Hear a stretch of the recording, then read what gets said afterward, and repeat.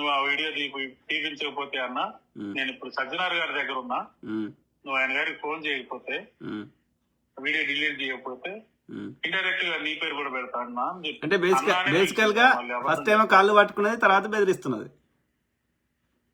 నేనన్నా సజ్జనార్ గారు నీ ఒక్కరికి సజ్జనార్ గారు కదమ్మా, అందరికి సజ్జనార్ గారు ఆయన. అంతే కదా, ఈజ్ ఏ పబ్లిక్ సర్వెంట్ కదా, ఆయన జీతం ఇస్తుంది, ఆయన పిల్లల్ని పోషిస్తుంది ప్రజలు కదా.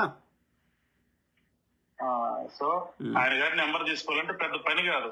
అవును, రాజగౌడ గారి నెంబర్ తీసుకోవాలి నీకు పెద్ద పని కాదు. అవును, కానీ నువ్వు నాతోనే చెప్పించాలని ఎందుకు చూస్తున్నావు? What is the reason behind this అంటే నాకు తెలియదు. నువ్వు వీడియో తీయాలి. ఇక నేను ఎక్కడ ఉన్నా కావాలంటే యాక్చువల్ గా ఆ రోజు నాకు తెలిసిన ఒక పేరెంట్ చనిపోయాడు, అంటే మా స్టూడెంట్ వాళ్ళ డాడీ చనిపోతే నేను అక్కడికి వెళ్ళా. అక్కడ ఉన్నా కూడా నేను వీడియో కాల్ చేస్తా, లిఫ్ట్ చేయి, నేను ఏడున్నా చూడు. అదే బెదిరిస్తుంది, బేసికల్ గా వీడియో డిలీట్ చేయమని బెదిరిస్తుంది. వీడియో డిలీట్ సార్ నా ఛానల్లో ఉంటే నేను చేస్తాను సార్. ఇప్పుడు నాకు ఎంఆర్ఆర్ మ్యూజిక్ కరెక్టే బ్రదర్. ఇప్పుడు నేను కాదు ఇప్పుడు నేను అబద్ధం చెప్తే ఓకే తప్పైంది అని నేను డిలీట్ చేస్తా, కానీ వాస్తవం చెప్పడానికి నేను ఎందుకు డిలీట్ చేయాలి? అది ఆ అమ్మాయికి ఉండాలి, లేదా ఇక పక్కన ఎవరైతే సలహాలు ఇస్తుందో వాళ్ళకు ఉండాలి. నేను ఆల్రెడీ చెప్పాను అమ్మాయికి, ఆల్మోస్ట్ 1.5 hours ఇదే డిస్కషన్, వీడియో డిలీట్ చెప్పి అదే సత్య ఇది చిన్న ఇష్యూ, ఇది ఎవరు చూడరు దీన్ని. నువ్వు అనవసరంగా పద్దాక పట్టుకుంటే ఎందుకు వచ్చింది అంటే ఏదో వీడియో వెళ్ళిపోతా ఉంటది. నువ్వే పిలిచే డబ్బు వేయించుకున్నట్టు. అక్కడేదో ఆయన హైకోర్టు లాయర్ అంటున్నారు, మరి ఆయన గారు ఏదో కంప్లైంట్ అంటున్నారు. అంటే ఏదో చెప్పింది ఆల్రెడీ, మీకు ఆ భాష నేను చెప్పలేను. అయినా చెప్పా సత్య నువ్వు ఒక అడ్వకేట్ తో పెట్టుకుంటున్నావు. ఈ రోజు వాళ్ళున్నారు వీళ్ళున్నారని నువ్వు ఎక్కడైనా ముందు అడిగేస్తే ఇబ్బంది పడతావు.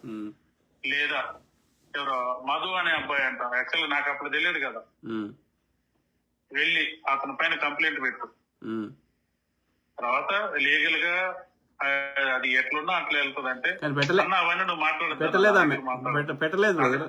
మధు రమావతి మీద పెట్టలే ఆమెకి కంప్లైంట్, ఈ సుబ్బారావు మీద పెట్టింది. అదే నేను అంటే యాక్చువల్ గా ఎప్పుడు పెట్టింది 11th పెట్టింది. 10th రోజు నా ప్రజెన్స్ లో మేమిద్దరం మాట్లాడుతున్నప్పుడు శివ అక్కడే ఉన్నాడు, వాళ్ళ తమ్ముడు కూడా ఉన్నాడు. Around 12:30 to 1 o'clock Satyavathi phone వచ్చింది పండేగుట్ట పోలీస్ స్టేషన్ నుంచి. మేడం మీ పైన ఎఫ్ఐఆర్ అయింది, ఇలా పలాని సుబ్బారావు గారు ఎఫ్ఐఆర్ చేశారు, మీరు వచ్చి కలుస్తారా? ఇక వెంటనే మరి ఎవరికో చేసుకుంది. ఆ భాష నాకు రాదు కదా సార్, ఆ భాష రాదు కదా.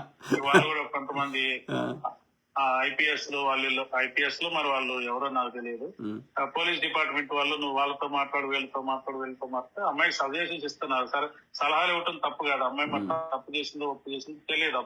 అంటే అప్పటికే తెలియదు, నాకు ఇప్పటికే తెలియదు. మన మెయిన్ ఇంటెన్షన్ ఏంది, ప్రజలకి మీతో ఉన్న ఆమెకు మీకున్న సాన్నిధ్యము లేదంటే ప్రయాణం. ఇక మిగతా అన్ని అది కేసు అనేది ఇక అది ప్రజా కోర్టులో ఉంది, అది టైం సంబంధం లేదు, అది టైం తో పాటు పోలీసులు ఆ కేసును ఛేదిస్తారు. అది వేరే ముచ్చట. వాస్తవంగా నేను ఇవాళ మీతో మాట్లాడటానికి కూడా ఒకటే ఒక రీజన్ చెప్పండి. అది ఏమి లేదు. ఇప్పుడు ఎంతో మంది పాపం ఈ అమ్మాయిని చూసి డబ్బులు పెట్టారా, లేకపోతే ఇంకెవరన్నా పొలిటీషియన్స్ బ్యాక్గ్రౌండ్ ఉంది వీళ్ళని మోసం చేశారా అనేది నాకు తెలియదు. ఎందుకంటే నేను అమ్మాయితో చెప్పాను కదా, ఈ సంవత్సరాల్లో నేను ఆఫ్టర్ 2015, 23 లో చూశాను, మళ్ళీ మొన్న April 10th చూశాను. ఎందుకంటే ఆ 2 సార్లు ఆమెకు అవసరం కాబట్టి. సరే అదే పక్కన పెడితే ఎంతో మంది పాపం వాళ్ళు డబ్బులు ఇన్వెస్ట్ చేసి ప్రాణాలు పోగొట్టుకుని నిద్ర లేక తిండి లేక ఏదో వస్తుందని ఆశించి పాపం వాళ్ళు ఆశావాహులు సార్. వాళ్ళ కష్టాన్ని మొత్తం రక్తం చుక్కలన్నీ పెట్టేసి ఇన్ని పెట్టిన తర్వాత కూడా నువ్వు కనీసం ముందుకు రాకుండా నాకు వాడు తెలియదు వీడు తెలియదు అంటే ఎన్ని రోజుల మనం అబద్ధాన్ని అదే నేను పరిశీలించిన కాడికి అనేక సోర్సెస్ నుంచి వచ్చిన ఇన్ఫర్మేషన్ బట్టి ఈమెకు డబ్బులు వసూలు చేసే టాలెంట్ లేదు, కానీ ఆ మధు రమావతి వసూలు చేసిన డబ్బులని ఎక్కడెక్కడికి పంపించాలనో పంపించింది ఈమె అనేది నాకు అర్థమైన కాడికి. ఓకే, అయితే సత్య గురించి అంటే దాన్ని నేరం భాషలో క్రైమ్స్ భాషలో ఏమంటారు అంటే they are partners in crime అంటారు. అంటే నేరంలో వాళ్ళు భాగస్వామిలు అని అర్థం. అంటే వాళ్ళిద్దరు ఒకరికొకరికి సహాయం చేసుకుంటూ మోసం చేశారని అర్థం, నేరం చేశారని అర్థం. ఆ విషయం గురించే ఎంత వాస్తవమే. సత్యవతి అనే అమ్మాయికి ఒక 20 లైన్లు ఇంగ్లీష్ లో రాసింటే చదవటం రాదు అని నా ఉద్దేశం. అలాంటిది అమ్మాయి డాక్యుమెంట్స్ చదువుకోవాలి, డాక్యుమెంట్స్ చదివి దాంట్లో ఏముందో ఇప్పుడు ఆమెకి ఇప్పుడు అట్లా కాదు, ఆమెకి ఏ విషయం మీద ఈ చట్టాల గురించి చదువు లేదు కాబట్టి, ప్రాపర్ ఎడ్యుకేషన్ లేదు కాబట్టి ఇప్పటి వరకు ఆమె ఈ ఇష్యూలో రెస్పాండ్ అయిన విధానమే తెలిసిపోతుంది. ఆమెకు చదువు రాదు, మానవ సంబంధాలు తెలియదు, అడ్డదారుల పైసలు కావాలి, అదొక్కటే తెలుసు ఆమెకి.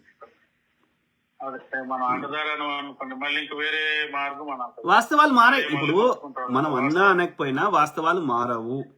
మన ప్రవర్తన మనకి చెప్తూనే ఉంటది మనం ఏంది అనేది.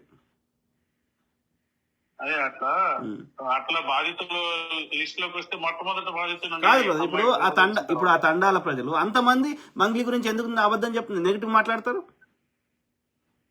లేదు, అసలు ఈ అమ్మాయి ఇన్వాల్వ్మెంట్ ఉందా లేదనేది మనకు అక్కడ లేదు కాబట్టి. బట్ ఈ అమ్మాయి పేరు వాడకుండా అయితే వాళ్ళు డబ్బులు వసూలు చేసి ఉండరు.